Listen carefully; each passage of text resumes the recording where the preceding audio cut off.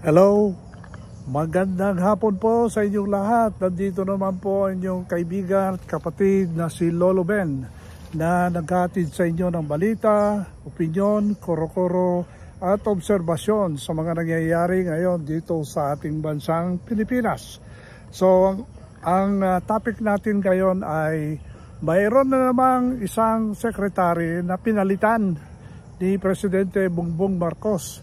At ito yung secretary ng Presidential Communication Office na ang pagkaalam ko si Mr. Cesar Chavez ba ito? Ay isa siyang radio journalist. Narinig ko ito sa DCRH. Meron siyang programa doon at siya po ay pinalitan. Hindi ko alam kung ano ang dahilan kung bakit siya pinalitan, pero parang lumalabas doon sa sulat niya na resignation letter niya na irrevocable. Ibig sabihin noon talagang gusto niya na mag-resign at hindi na siya hindi na kaya yung trabaho. Parang gano'n ang sinasabi niya hindi na niya kaya yung trabaho, pero sinabi niya, prinamis naman niya na sinusuportahan pa rin niya yung administrasyon ni Presidente Bongbong Marcos. Kaya ang pinalit sa kanya ay si Jason Ruiz. Maalala nyo yung broadcaster sa ABS-CBN, yung news reporter din na yun na nga sa ABS-CBN. Si Ruiz ay isang Ilocano, kaya okay lang. So siya na ngayon ang Presidential Communication Office Director. Ano pang isang balita? Ang isa pang balita is itong pronouncement ng bagong Secretary of Department of Transportation na si Vince Dizon. Alam niyo si Vince Dizon, nag-take out siya sa presidente kahapon. At kanina nagkaroon siya ng press or media conference sa mga reporters. At isa sa mga importanteng sinabi niya is isosuspend niya yung cashless payment sa mga tollways. Kasi noong panahon ng COVID-19, nagkaroon po ng contactless payment sa mga toll booth or toll ng mga ating mga highway kagaya ng North Luzon Expressway, yung South Luzon Expressway, at nadagdagan pa ng SCTEX at sa Katiplex, at kinakailangan mo maglagay ng RFID. Ito yung Radio Frequency Identification System. Ilalagay mo doon sa harap ng sasakyan mo at merong card at iluludan mo ng pera yung card. Kaya every time na pumasok ka sa toll, nababawasan yung load mo. So, madali at mabilis ang pagbabayad at hindi mo na kinakailangan maglalabas pa ng pera, hihintayin mo yung sukli ng pera mo. Alam niyo, may ugali kasi ng Pilipino na maglalabas lang ng pera pag nandun na siya sa tapat ng babayaran mo. Kung minsan, hindi pa eksakto yung pera na ibibigay.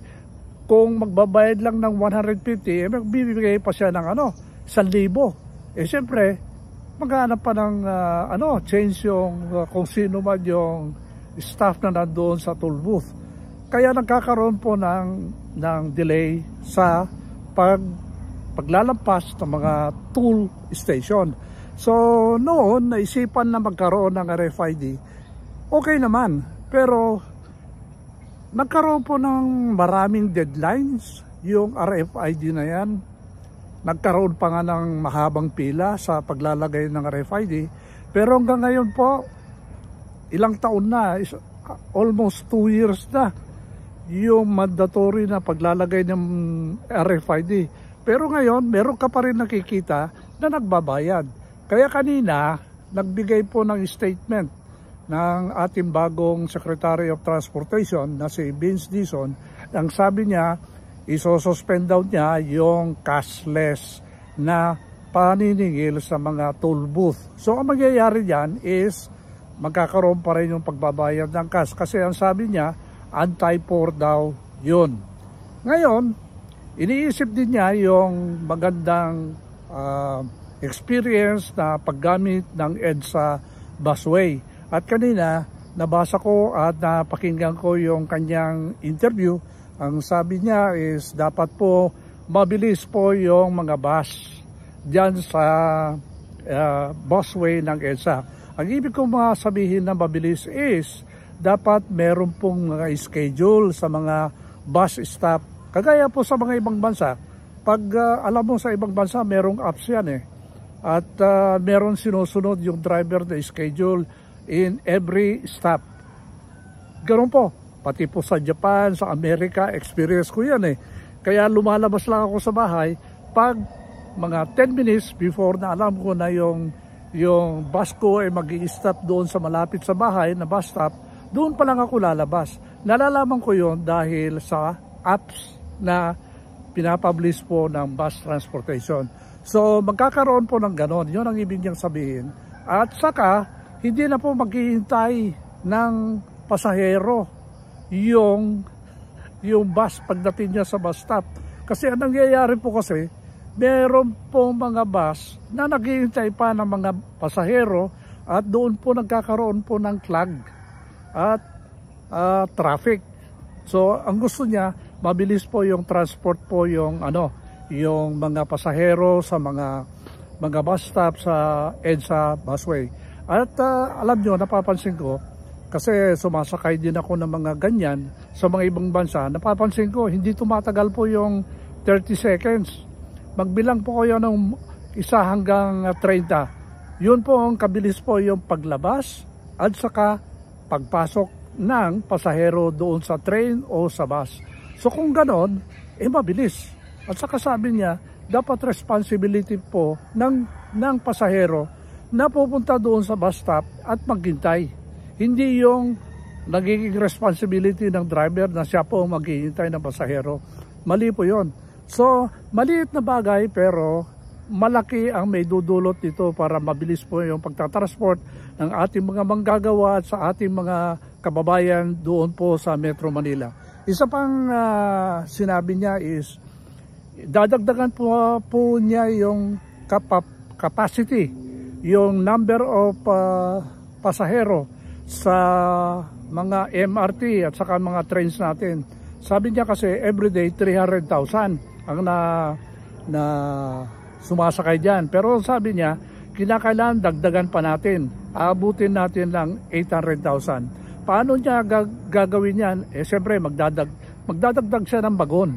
At dadamihan niya yung frequency ng schedule ng train yan. So, ganun po mangyayari.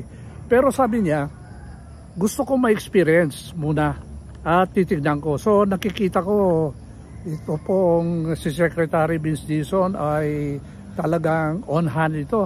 Talagang gusto niyang i-experience. I'm sure one of these days, baka bukas, makikita na lang natin, nakasakay na siya sa EDSA busway. Diba? Sa mga buses na nagtatravel sa EDSA busway. May pre-predict ko yan. Baka bukas o makalawa, nandyan na siya.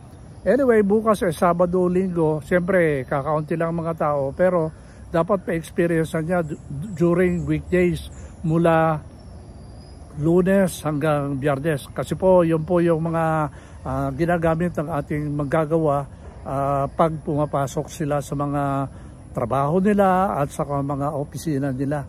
So, meron pa siyang dinagdag na isa. Ito po yung plano noon na magkaroon ng walkway, elevated walkway sa EDSA. Palagay ko itutuloy niya yan kasi merong mga portions diyan na pwedeng maglakad na lang ang mga tao kaysa naman kukuha pa at pupunta pa sa train para sumakay from one stop to another. Kung minsan kasi, yung isang stop pwede mo namang lakarin eh. Lakarin mo yan at kung maayos yung nilalakaran mo, di okay. hindi mo na kinakailangan ng sumakay ng train. Nung dati-dati po, tinatakbo ko yung EDSA, 27 kilometers Mula Caloocan hanggang doon sa MOA, tinatakbo ko yan Pero that's beside the point. So, iyon ang sabi niya. Ngayon, hindi natin alam kung itutuloy yung gagawing i-privatize yung EDSA busway. Ang ibig sabihin niyan is parang magbibigay siya ng isang kumpanya na lang ang